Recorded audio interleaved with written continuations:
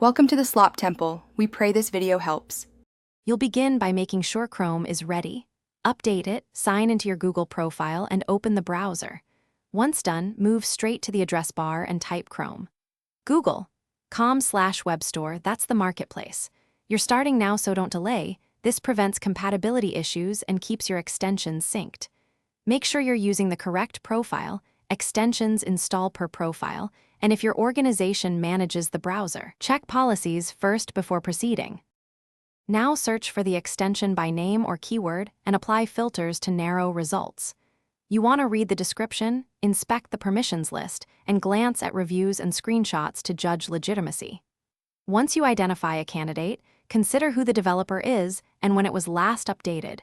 Recent updates suggest active maintenance. If the permissions look excessive for the feature set, pick a different extension. This step reduces privacy and security risks, so take it seriously. Click Add to Chrome and confirm the requested permissions. The extension should appear as an icon in the toolbar.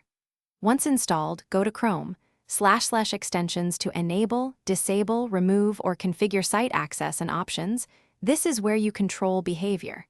If something breaks, first disable other extensions to rule out conflicts, then update Chrome and the extension, and finally remove and reinstall it.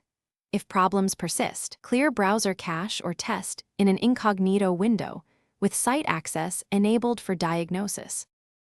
Thanks for watching. Consider subscribing if we helped you.